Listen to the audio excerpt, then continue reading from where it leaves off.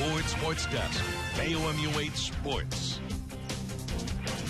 Happy Friday, and may I add to that the second to last Friday before Friday Night Fever begins. Battle High School is looking to work around some key losses from a season ago. Wide receiver Javon McQuitty is now a Cornhusker in Nebraska, and their quarterback Brevin Tyler is also long gone, along with running back Hunter Smith. However, the Spartans will still have the steady hand of head coach Justin Conyers, returning for his 6th season. Last year, Conyers led the Spartans to a 14-1 season and has lost in the state semifinals. Battle is getting ready for their first game against Mexico. Be sure to tune in when Friday Night Fever returns on August 18th. Cardinals starting pitcher Mike Leake is staring down his former team tonight as the Cardinals are in Cincy to tangle with the Reds. Leake has been a welcome sight for the Reds since being traded to the Cardinals. The Cardinals have lost every game that Leake has pitched against Cincinnati. Leake got into a little bit of trouble early, which he is accustomed to in Great American Ballpark, at least when wearing Cardinal red. Here in the bottom of the first, Joey Votto sees a runner on first, but still knows how to get an RBI out of it as he shoots one down the right field line. Winker digging around from first. The relay is just a bit off the line, and it's good for a 1-0 Cincinnati lead to start things out. Then the top of the third, Greg Garcia, hoping to get it started for his Cardinals. He's able to reach base on a triple.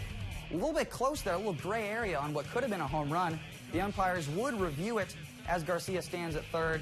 He would be forced to stay there at third, but he would not be there for long as the next batter is pitcher Mike Leake. He's able to come through with an RBI and a base knock. Mike Leake coming through with a little bit of run support for himself on what looks like it could be a fielder's choice, but he's safe. The run is in, and the Cards are knotted 1-1 with the Reds. And Joey Votto is back up for a second helping here after his Reds got that run back to make it 2-1. Billy Hamilton comes through to make it 3-1, and the Cardinals are stretching here. They would make it interesting late as they got to back within a run, but Rafael Iglesias here in the 9th frame shuts the door. It's a 3-2 win for the Reds in Cincinnati.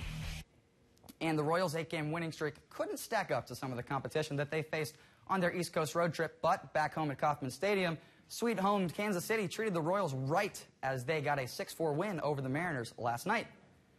In the top of the first here, Mariners wasting no time, getting runners on second and third. And while Gene Segura would end up at third, Robinson Cano standing on second would be a little bit more significant as Cano gets his 500th double in his career. And the Mariners made sure to cash in on at least one of those runs. With a sac fly to right field from Danny Valencia, Gene Segura would come in to score after the sac fly, and that would put the Mariners up 1-0 in the top of the first. And the story of this one, at least early in the going, was Mariners starter James Paxton, the Big Maple as he's called, and the reigning AL Pitcher of the Month for July, had things going. He didn't give up a hit until the 5th.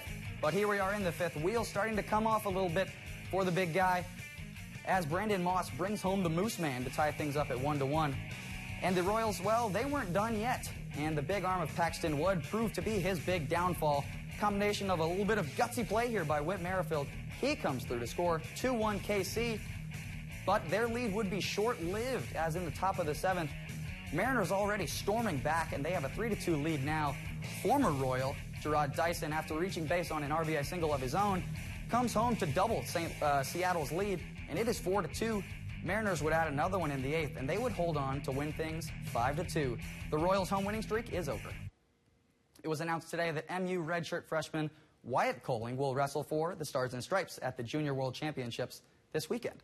Coling earned his spot at the championships after winning the 185-pound bracket of the U.S. Open of Wrestling. Coling won his matches by a combined score of 31-6, including a 37-second victory in the quarterfinals.